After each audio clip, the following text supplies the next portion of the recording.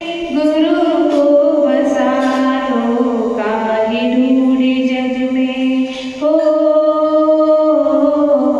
काहे ढूंढे जग में क्यों होता परेशान, काहे ढूंढे जग में क्यों होता परेशान। गुरु में दिखेंगे महावीर भगवान, गुरु में दिखेंगे महावीर भगवान। से वास्ता क्या है, हे गुरु माँ आप ही बता दो रास्ता क्या है। पूरी ब्रह्म जैन समाज आग्रह करती है अपने मुखारबिंद से हम सभी को लाभान्वित करें। वंदन मां अंत को मेरा सभी सिद्धों को है वंदन, सभी आचार्य भगवान को मेरा कोटि सा अभिवंदन। उपाध्यायों के गुण गाओ मिटे सब दुख के आक्रंदन, जगत के सर्व ऋषियों को नमन वंदन अभिवंदन। कहता है महाराज मानस रुक जाओ मेरी माँ आ रही है, महाराज महाराज रुक जाओ मेरी माँ आ रही है। ऐसे कहाँ रुकने वाले महाराज, वो तो मुद्रा लिए थे क्योंकि आहार की बेला चल रही थी। तो उसको एक उपाय सूझा, उसने उनके दोनों चरण पकड़ लिए। अब कहाँ जाओगे, ऐसे नहीं सुनना है तो ऐसे तो मानोगे। तो उसने उस बालक ने उनके दोनों चरण पकड़ लिए। तो मुनिराज ने उपसर्ग समझकर वहीं खड़े हो गए और थोड़ी देर के पश्चात सामने से मां आई, सिर पे मटकी रखी थी पानी की, क्या बोलते चरू तमेड़ी, मटकी रखी थी सिर पे। और देखा सामने मुनिराज खड़े हैं और वैसे ही पड़गान किया, हे स्वामी नमोस्तु नमोस्तु नमोस्तु, अत्र अत्र अत्र तिष्ठ तिष्ठ तिष्ठ, आहार जल शुद्ध। जैसे ही माँ ने ये बोला, बेटे ने सुना माँ आ गई, वैसे ही उनके चरण छोड़ दिए और मुनिराज माँ के पास जाके रुक गए। माँ महाराज जी को अंदर लेके गई, नवदा भक्ति की आहार करवाया। जब आप चल रहे थे तो खीर बनी थी, तो मात्र 3 कटोरी खीर बनी थी। कितनी बनी थी? 3 कटोरी खीर बनी थी। तो माँ ने 3 कटोरी के हिस्से कर दिए थे कि एक मुनिराज के लिए, एक बेटे के लिए और एक मेरे लिए, खुद के लिए। तो पहले जो 1 कटोरी खीर थी जो उनके हिस्से की थी, महाराज जी के हिस्से की थी, उसको चलवा दी। फिर उसने अपने हिस्से की भी चलवा दी। फिर उसे मन में आया कि अब 1 कटोरी खीर रह गई है, अगर ये भी चलवा दी तो बेटा क्या खाएगा। बेटा समझ गया था, तो बेटा कहता है बाहर से, माँ उस खीर को भी चलवा दो, मैं बाद में खाऊंगा।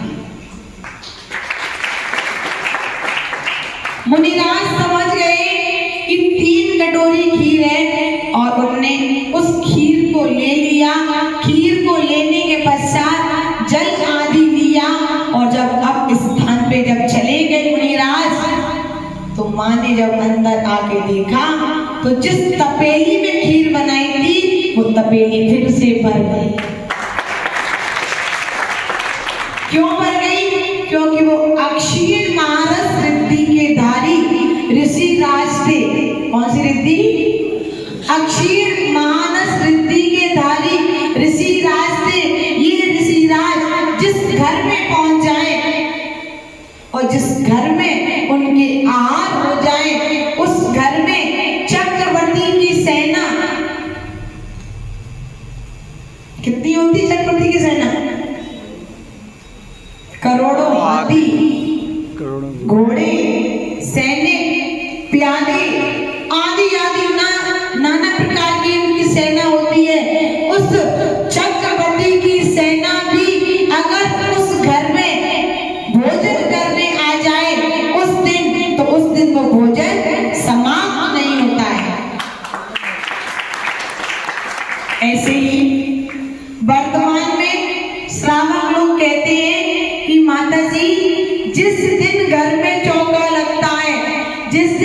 साधु संयमी भी आहार होते हैं, उस दिन कितने भी शावक आ जाएं, भोजन कम नहीं पड़ता। ये एक संयम का प्रभाव होता है और वहां प्रभाव था अक्षीण महारस वृद्धि का, और यहाँ प्रभाव है संयम का। तो ऐसे साधु हमारे यहाँ हुए हैं, घर में आ जाए तो घर की सभी आदि व्याधि परेशानियां स्वतः दूर हो जाती हैं।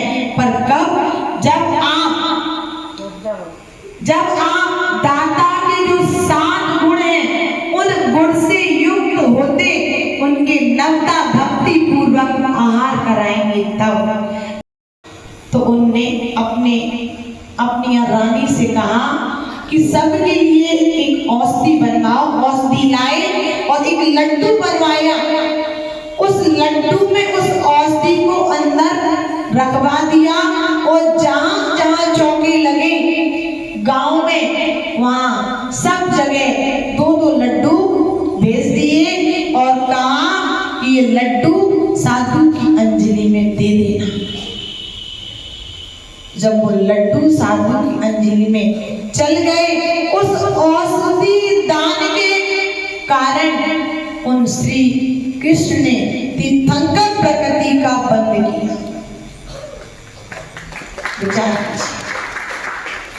पर जब औषधि बुद्धि से चलाओगे तो, और चौके में शोर करोगे कि ये औषधि चल रही है, वो कैसे चल रही है, कैसे क्या होना है, तो फिर हम बुद्धिमान नहीं कहलाएंगे।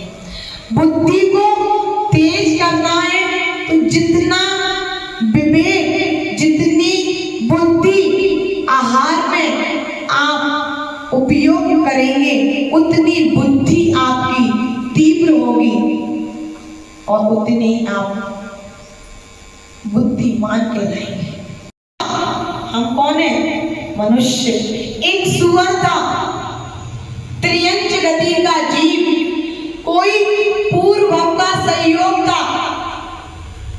किनसे? मुनिराज से।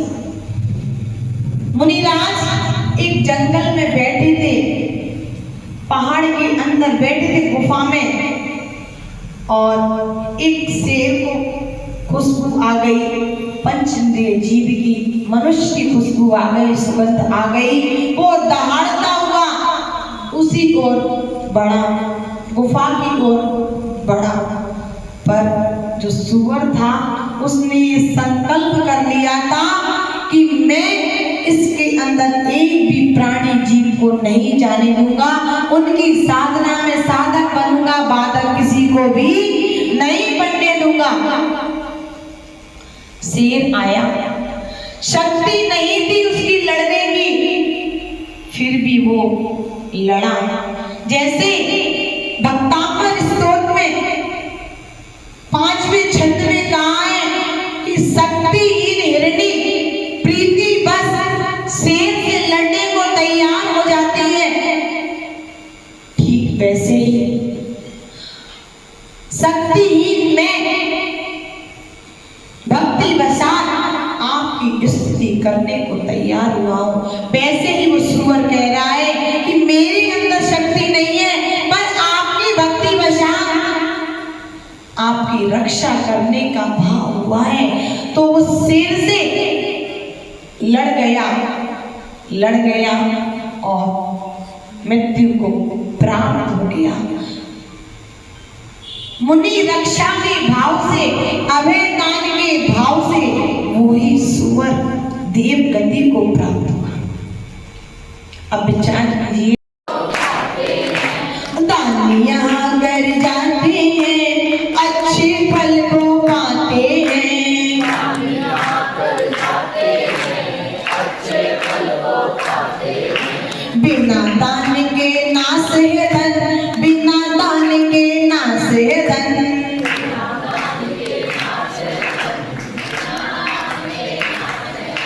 जितना भी कर जाओगे उससे ज्यादा पाओगे। जितना भी कर जाओगे उससे